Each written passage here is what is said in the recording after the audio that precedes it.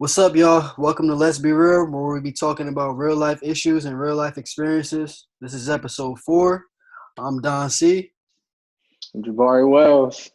We actually have a special guest appearance. Before we introduce him, Slinky had to go take care of some, real life issues. So he'll be probably joining us a little bit later. But we have another esteemed guest, former Newburgh Mayor, Nicholas Valentine.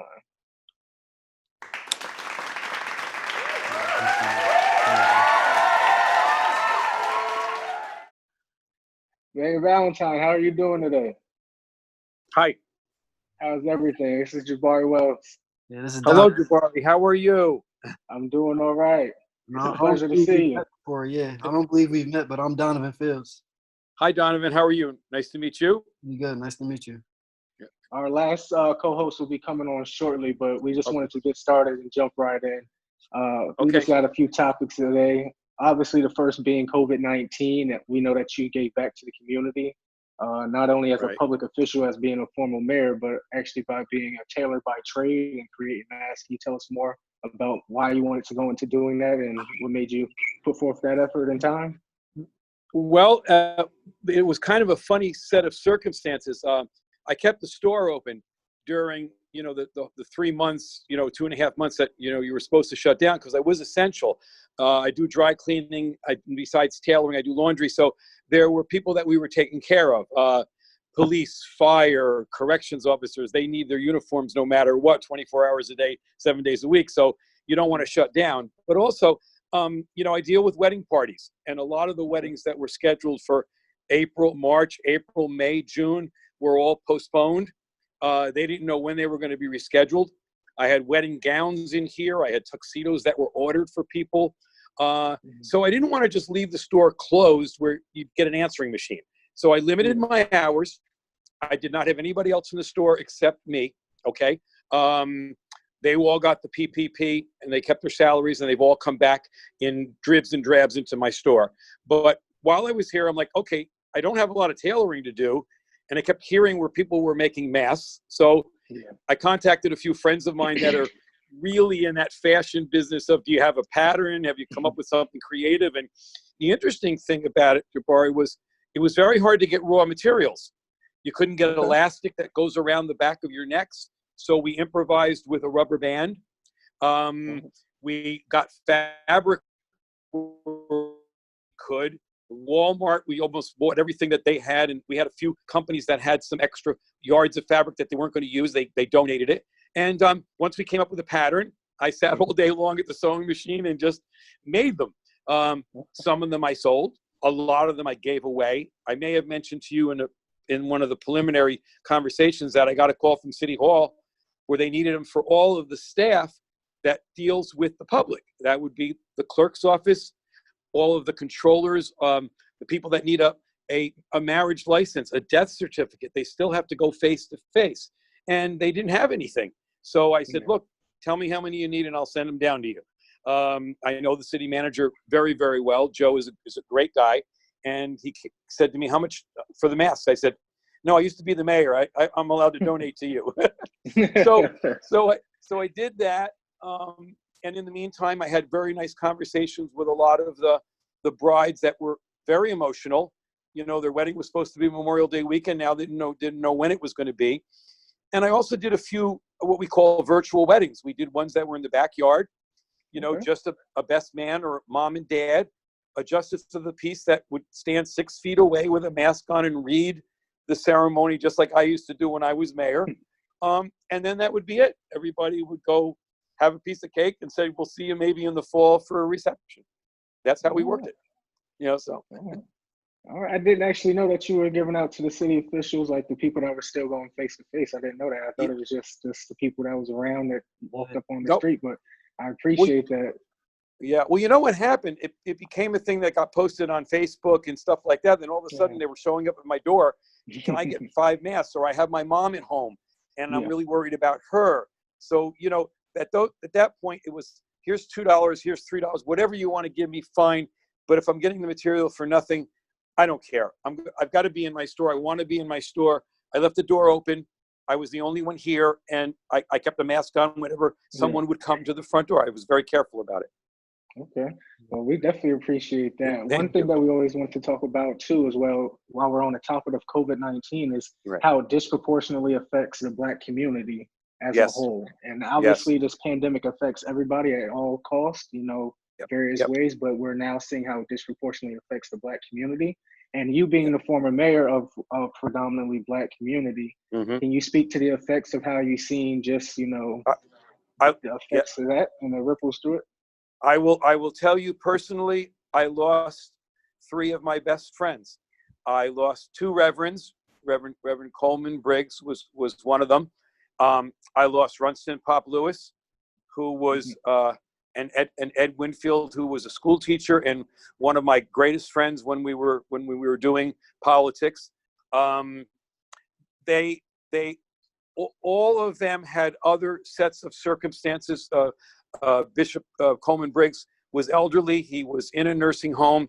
He contracted it, believe it or not, in a nursing home. I think if there was something that I would have loved to say as a public official, was that putting people that had the virus in nursing homes was probably the worst decision that happened statewide. Not just New York. There's other states that did it too, but New York did it, because you had people that were the most vulnerable. In the cases of both Runston Lewis and Ed Winfield, they had other medical issues. They had diabetes. Sometimes I would like to say that when we went out on social occasions, the diet wasn't exactly the best. Okay, but everybody, look, everybody is a little bit different, but also, and speaking for Newburgh as a whole, we have poor, and like anything else, the poor are going to be the ones that don't necessarily go to the doctor or a hospital quickly, or do not respond as quickly as you might expect, and the outreach has to be literally a one-on-one. The couple of reverends that I talked to that are literally, in the community, came to me and said, "Is there someone that I can meet with to get them to maybe come on our block, talk to neighbors, tell them that if you have symptoms, don't stay at home. Go to an emergency room. That's what it's for, and you will be taken care of." So places like Newburgh did get hardest hit, and I've gone through many times when, whether it was COVID, a hurricane, whatever, the ones most at risk, are the ones that are become the most vulnerable, and that is sad. And Newburgh is merely just one other example of many. Look at New York City, where you have tenements. I mean, we have limited amounts of things, but you take a place like the Bourne Apartments or something like that, and everybody is close. You're in an elevator up and down. You are elderly, because that's probably where the safest place for you to be are, and you have to deal with that particular environment on a day-to-day basis, where maybe you and I can be outside, be even if we're in an apartment, the access to the street and to go get groceries, to go get things, are a lot easier. So I think that made it difficult too. And I think what hurt me too was not being able to go to a wake or a funeral for friends of mine. These were people that supported me, that allowed me to enter into some arenas that, again, I'm a Republican that won in Newburgh 3 different times over 12 years in every primary, but every church was open to me, every mosque, every synagogue. It didn't matter whether it was an Hispanic church, African American, or a Catholic church like one I belong to.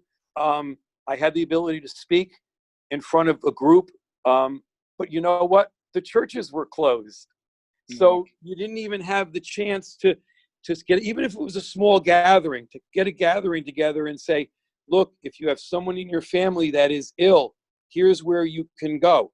Those doors were shut, and I don't think that was the right thing to do. I think many things could have been handled in what I like to call a more Christian or God-fearing way, I first went back to church about 3-4 weeks ago on a Sunday morning, and they said 25%. Well, 25% of my church is 125 people.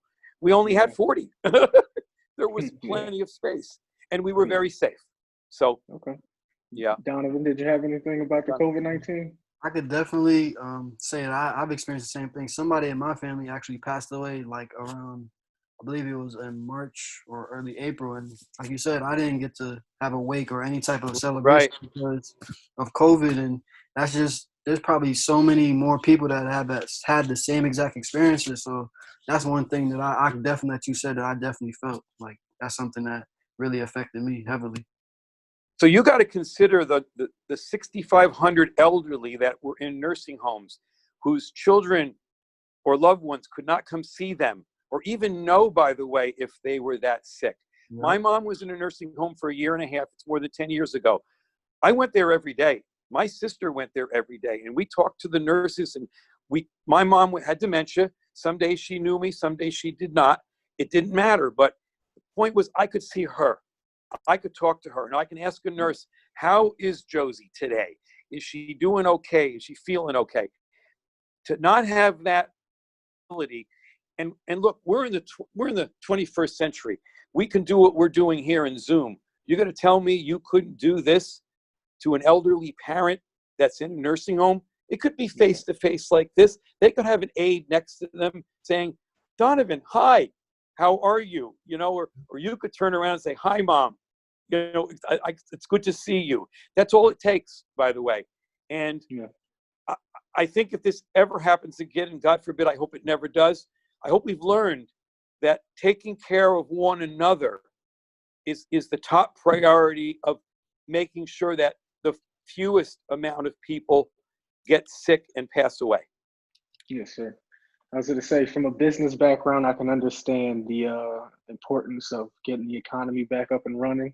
But do you personally think that schools should be back on action coming up in the fall? I think they should. You may have to be creative about it. I was talking to the one gentleman, Father Mark, that runs the San Miguel School. Okay. He was not open every day, but his doors were open where the students could come in with their laptops and they could work on certain projects as long as they were separated from other kids. So he did that. But also, Father Mark mentioned something to me that I would love to mention to anybody in the hierarchy of education. His 15 or so students in each class, they don't move during the day. The teacher does. So all of a sudden, once you are in a place, in a room, and it's separated by 6 feet, okay, those kids stay there for 2 or 3 classes. Then they get up for a lunch. They go back and they go back for the next 2 or 3 classes. When I was in high school, which is more than 55 years ago, that's exactly what we did. We sat in a classroom. The history professor came in. The English teacher came in. The person that taught us Latin came in. We sat there for the 45 minutes, and then after 3 or 4 classes, we had lunch. So I think in a school system like Newburgh, you've got a lot of space. You've got a lot of expertise on the board and also in the school system. I know a lot of people that are principals and teachers at NFA. I think there's a creative way you can do it. You may not have the same number of hours, but I also don't think it's good for young people. And again, I do not have children of my own, but from the social side of it, I think they need to be around other kids. Being at home is not a good and healthy environment for young kids. They need to interact. They need to laugh. They need to play. They need to learn in a structured way. In San Miguel, every day, they had to show up at 8 o'clock in the morning on their laptop in uniform. And that's the way they were taught. Okay, they had structure, but they still were not with their other kids. And they spend a lot of time with their fellow students in that school. So whether it's NFA or one of the other campuses of Newburgh, I think we can come up with creative ways to be safe, to monitor everyone every day when they enter. And there again, maybe the school day might have to be a little bit longer so that you can fit everybody in. And maybe some of them go in the mornings, some go in the afternoons. These are big buildings with air conditioning, with heating. There's no reason why they can't be open from a 7:30 to a 4 or 5 o'clock in the afternoon. But I think it's time that the children have to go back safely. Okay, Don. Yeah, that's definitely something that I feel like they need to figure out, because I know they're giving out like laptops to students all over Newburgh from schools, and Yeah, I'm pretty right. sure every student can't give out laptops to every single individual. It's like there's only so Right. many that could go around. So I definitely agree with you. It's like if they could figure out like a safe way, like if they have Yep. social distancing within the classrooms, like as far as like kids going out on the playground, like social distancing out there, like if they could figure out some way to make it safe for them, then I mean, if they could go back to school. But like right now, it's like having kids like on laptops. Like I know every single kid in Newburgh, especially in the inner city, like they can't give out laptops. That's right.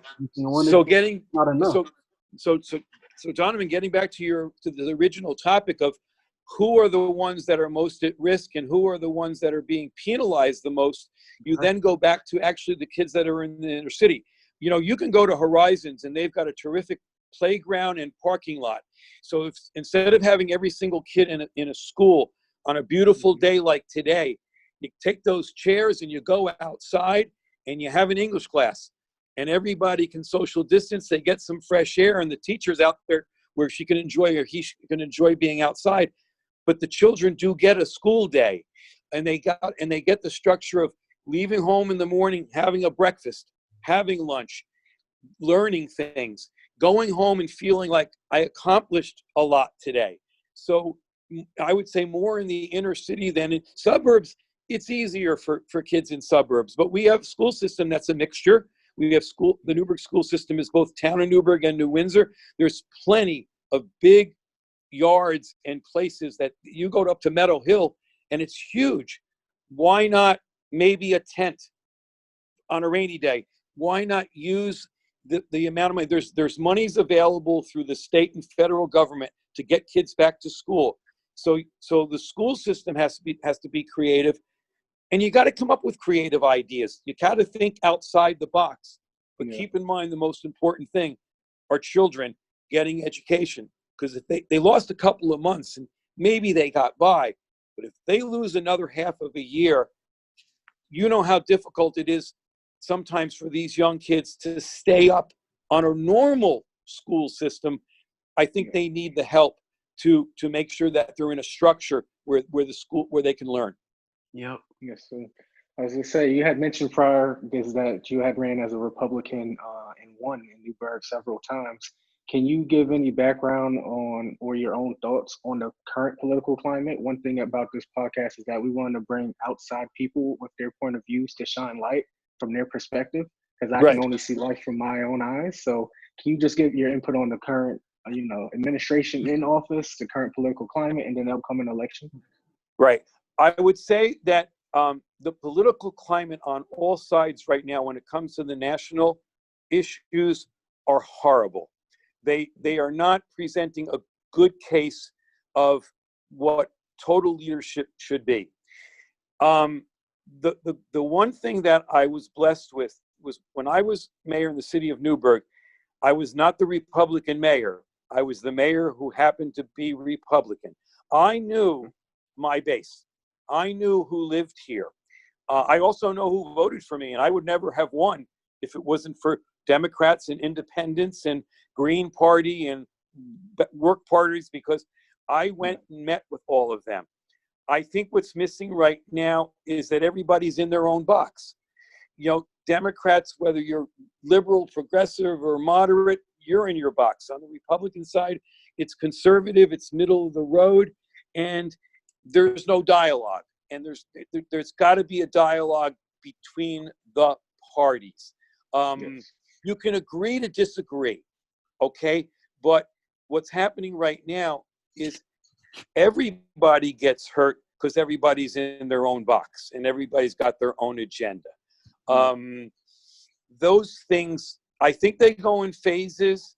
I'm hoping that eventually they will clear themselves out. But we're in a tough time right now in the United States, and it's beyond an individual. It is parties with agendas, and it's people that won't vary from where they stand. And I believed, and again, I was a Republican mayor with 4 Democratic council members. And if you go back and look at the record of those 4 years when that was the case, we passed things 5-0. But we did it by discussing, sitting in a room and going over all of the items. I would compromise sometimes and say, you know what, guys, I'm going with you on this one because you've presented a good argument. Then other times I would get stubborn and say, you got to come with me on this. They'd look at me and they say, you know what, Mayor, I think we can do this with you. You've given us a good synopsis of what you want to get done. Let's give it a try. So on the local level, it can be easier, although some local levels, they don't talk to each other either. but you got to talk. You've got to discuss. You've got to debate. And that's with compromise, I think that's how things do get done. Yeah, like exactly like you said. Like I feel like there's definitely like a lot of division as far as like when it comes to parties and people's perspectives. But like one thing you said was key. Like you have to talk, and I feel like with anything, like people's ego might come into play, and that's okay. We're all human beings at the end of the day. Like we all have an ego, and that's always gonna come into play. But at some point, we gotta put that to the side and like come to a common ground and make decisions together. Because if we're gonna let our ego play and everybody stands in division, like there's always gonna be constant division. At some point, like you have to come out of that box, like you said, come out of that box and meet in the middle ground and actually have a conversation and talk about things so that there actually can be some change. So I'll give you a perfect example, and it's a brief one. Okay, a governor like New York wants something from the president of the United States, so he goes down and he says, "I'll tell you what. I know we don't agree on a lot of things. I know we said a lot of nasty things about a lot of things, but I really need this." His answer should be, "I'm going to give you this, okay, because you need it, all right? But now what I want you to do is I want you to invite me to New York or to whatever, Connecticut or New Jersey. Let me come and talk to you and to your communities on your turf." And then all of a sudden, you start seeing 2 people standing next to each other who may, by the way, may not like each other, may not agree with each other, but for the common good have decided in this specific thing that benefits your state, your community, I'm willing to do this. That sends a huge message to everybody else that's watching. It's tough to do sometimes. You got to suck it up, but you know what? You should do it. And I had times, I got a big ego too. You don't get into politics without an ego because every day you got to stand up and tell people I'm the person you should be voting for. You got to have an ego. Exactly. But after you win, you got to put the ego to the side. Yeah. And because now you got to do a job, and the job is what you were elected to do. Yeah. I personally believe right now that the pandemic has shined a light from the current administration about how there is division amongst the entire nation. And I can tell you right now that for a fact that if there was some sort of just inclusion or some sort of everybody being on the same page when it comes to this pandemic, that things would be a lot more smoother. The biggest thing for me is that we have each individual governor issuing their own set of rules. And it's just like, are we the United States or are we just all individual different countries right now? That's right. And if we were all on the same page from the top down, from the president of the United States all the way down to the local official, I felt like all of us being in unison would have had this pandemic fought. And then obviously we would have to let science and, God do the rest when it comes to the cure. But because there's no inclusion and there's a division amongst everybody, this is what's prolonging it, and it is causing a lot more deaths and infections, and the rates are growing up. And you're right. It's making it much. I think it's making it much more difficult. Again, you look at a Wisconsin, and maybe the Wisconsin's doing great, but then now you look at a Texas, and Texas is not doing great. This is a virus that goes in waves. We don't understand it completely. We don't. I mean, scientists have finally come out and said we don't understand all of it. They're all looking for the vaccine, but in the meantime, you do have people at risk. And you do have to deal with it, as you say, top down. With you talk about putting people together. I'd have the president put all 50 governors in one huge auditorium and lock the door, and don't let them come out until everybody gets on whatever that same page is. everybody becomes on it, and you deal with it from there. And then later on, you run for whatever office you're running for. But I believe that if and I can't say if I was president, but if I was in a leadership position, that would be what I want to do, because so many times I did that as mayor. I took all sides of an issue, and I remember a lot of it was whether to have a curfew or not in the city of Newburgh. Very, very tough decision.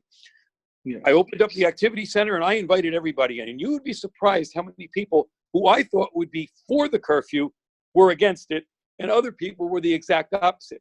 At the end of the day, we came to a conclusion that it wasn't a good idea, but what do we do in place of it? And that came from all sides talking to each other. The curfew that we're referring to was implemented for what happened in Newburgh. Well, we were having a lot of gang violence, et cetera. And everybody thought that if we had, curfew at 9 o'clock at night and everybody went home, that the violence would stop. And everybody was, and the sides were like, well, wait a minute, that's not going to do anything, because they're still going to be out during the day or on a weekend or in a schoolyard. That doesn't solve the problem. You're putting a Band-Aid on it. And I was never for it. So I had 200 people in a room, and we went back and forth, and the consensus at the end of it was, it's not the right way. But what we should do is community policing, block associations, things to do during the summer, like National Night Out. We came up with all of these things that we did that diffused the tension that used to be always what happened in the summertime. So we came up with about 5 or 6 good things that kids could do. We opened the pool longer. We opened all of the fields longer. We opened every single basketball court that was available. We did things that were creative. And then we invited the community. We invited the kids. We invited the police. The police were community police back then. They cooked hot dogs on the corner, and they got to meet the kids. And the kids got to meet a guy in uniform who was not the enemy. And it worked. It worked. Yeah. So. One thing that we can all agree with is that as a politician, you're not always going to be liked. And while doing some, just research and brushing up for this interview today, I came across an interview during your inauguration speech. You had quoted a book from the Bible. So I want to ask you today, being a God-fearing man, is there anything during your whole tenure as the mayor that you don't necessarily regret, but do question, like, I could have done something differently in that situation, during a policy, speaking to somebody, just, in passing? Is there anything that you regret that you can say today, like, back then I should have done this? I think I could have been more aggressive on getting the college established in the city of Newburgh. I was very, very much in favor of them putting a full campus in Newburgh, but I wanted it in the community. I did not want it on the edges. And I was one of a member of a committee to do this. I could not sell it. I could not get it. I fought, like hell to do it. And they ended up putting it on the fringe of Newburgh, where it did absolutely nothing to the inner city.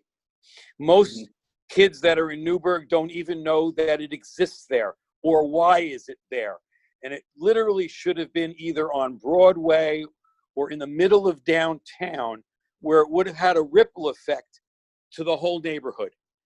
It was $30 million of investment. And if you plopped $30 million in the middle of Broadway, you would fix and clean up and revitalize block after block after block. It is one of my biggest regrets. I think about it all the time. I drive by that campus every day, and I think to myself, we didn't do anything except open a campus. We didn't invite the kids of Newburgh to be a part of it. We didn't invite the inner city to be a part of it. And that was a shame. And it hurts, because I was in a position of authority, but I wasn't the final authority. And the vote on it, I could not convince the other part of the county, because, to be very honest with you, they didn't care. They didn't care about Newburgh. I think they care more now, but this was 15 years ago, and there were parts of Orange County that, when I went to meetings, I was disgusted at what I heard on how they felt about Newburgh. And because they painted it with one stroke and they thought that, you know, it was the dumping ground. And yes, it has been the dumping ground in a lot of respects. But I think we could have done better with that investment to make Newburgh and to make the young people that we really wanted to be able to go to that college because it's in the city, that I could have done better. Yeah, Don? Yeah, I mean, that definitely would have been, like you said, a ripple effect, because just the fact that kids could actually see it, like seeing it is believing it at the end of the day. Yep. Somebody that sees something, like if it's on TV, like nowadays, like for me, like growing up, like I always seen basketball on TV, so I always wanted to be a basketball player. But like every day if you walk in the streets and you see a college, if you see college students, you see kids walking around with books and stuff like that, that's something you're gonna want to do, especially as a young kid. You look up to people that are older than you, people that you might see in your community every single day. You see them going to class and doing the right thing. You eventually you're gonna see yourself wanting to be able to do that. So I mean, I'm pretty upset that that didn't happen, because, like you said, they pretty much put the college on the outskirts, and for kids not to even know that it's there, it's like, man, like that's such a big thing, and it's such a large part of their life that they could not even see it. And Donovan, here's the other part. Okay, so you put it on the fringe. Why don't you put the bookstore right on the street? Why don't you put the coffee shop right on the street, so that people, at least when they're going by, see the activity, the interaction? There are students that go to OC that are in the nursing program. They're walking in there with scrubs on because that's what they're going to be doing during the course of the day. If you're in the middle, if that was middle of the block of Newburgh, and young people going by saying not only are they going to school, but that young person, that young man or that young woman is going to be a nurse someday, or maybe a doctor someday. And they see that and they can relate to that person, 17, 18 years old. You got a little kid going down the block with mom, going shopping, and all of a sudden they see a couple of kids going that way. That's the example. And it doesn't cost anything to do something like that. Just got to do the right thing. Yeah. Before we wrap up, I wanted to know, what exactly does the City of Newburgh need? Because I'm a young individual who grew up in there, did some bad things, done some good things, and went and got educated. So now when I look back, it's just like, I want to help my city. What do you think, what does Newburgh need? As a mayor, as a former mayor, what does it need? What we're doing right now, and the things that we're doing for kids right now at the Armory Center, the Armory Unity Center over at the Recreation Park, is probably one of the best things that's ever been created in Newburgh for young people. Right now with the pandemic, they don't have the people that can go in there, but when it opens up again on a Saturday morning, you've got hundreds and hundreds of kids doing everything from computer science to learning how to play chess, to playing soccer, to being, and their parents must be there with them. So it's not just the kid, it's the kid and the parent together. That particular structure, which was one of the last things I did when I was mayor, it came in when I went out, okay? But we helped put it together. Excuse me. That is the shining gem of Newburgh right now. And it has money, it has backing, it has political and financial backing from the government because it produces results. It has the best volunteers in the world. And talking about students, it has students from Orange County Community College that go over there and volunteer with the kids. It has students from Mount St. Mary's that go over and volunteer with the kids. So these little kids in 2nd, 3rd, and 4th grade are with someone that's in college every Saturday morning. And I don't care whether it's learning math, something, or as I said, learning how to play chess. These kids are getting a lot of ancillary education and having fun while they do it. Yeah. I have to go pretty soon. Say, I don't know what your time frame is. You tell me. I'd say we're wrapping up in just 5 more minutes. I was going to say that on top of the Armory, that was actually something that was, as I was growing up and getting out, that was the same thing with me. I actually grew up on Newburgh Zion Lions, who essentially offered all year, from Harold Rayford and Mike Fields. They essentially offered you a basketball home all year round. Every single season there was, you were allowed essentially to play ball as long as you was doing the right thing, on the court and off the court as well. So I access a lot of my things for them, And don't leave out now the Boys and Girls Club, because now they've taken over the block downtown. Kevin is an amazing man. I actually got him $500 from a CDBG block fund the first year he came in and he wanted to do the dance for kids. And I said, you really think kids are going to come to dance? He says, watch me, Mayor. And I went and saw him about 3 months in, and I said, you are a man of your word. And he came to me afterwards and he said, I don't need any other money from you. We're running classes and it's growing like crazy. Now he has that building on the corner. The one thing, Kevin, is he's a guy who gets it done. He does it quietly, but he does what he says he's going to do. And it's a blessing to have him in Newburgh. Absolutely. And what he's going to do on that corner is going to be great. Yeah. You got any closing remarks, Donovan? Yeah, first, I just want to thank you for coming on and sharing your perspective about Newburgh, because, like we said, we're just trying to get people from all different walks of life, every different perspective, and get them up here to give them the platform to speak on different things, because I feel like it's really important for people to, like you said earlier, to get outside the box, because, like, right now with the pandemic, everybody being home, it's almost like everybody's comfortable being in that comfort zone or inside that box. So this is a podcast where we're just trying to help people see different things and see different perspectives. So I just want to say thank you for coming on the podcast. Thank you. And, just the last thing to that is it's okay to be home to be safe, but it's not good to be home to hide. You have to get out in the community. The human race is a group that thrive on interaction with other human beings. It's the way we were bred and born, and it crosses every line, every race and creed and color. You can look around the world. The thing about gathering is the most important thing. So hopefully sooner rather than later, we can find it safely to gather in smaller groups first and then larger ones, but we need to get back together where we meet and talk to people one-on-one. Zoom is great, but the other one is better. Yeah. As I say, to follow up what Donovan said, I just want to say thank you personally. Thank you. Another fun fact is you actually helped my brother go to prom. He came to you to get his suit. So that's just Wonderful. a fun fact.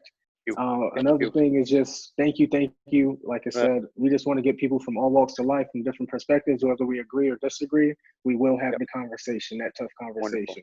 So thank you for your time. It's been a lot of fun. I I haven't done this in a while. It's been a lot of fun. Yes, sir. Until next time, you enjoy. Yeah. Absolutely. Anytime you want me, you call me. Yes, sir. Appreciate it. Thank you. God bless. Yes, sir. Take care. Bye-bye.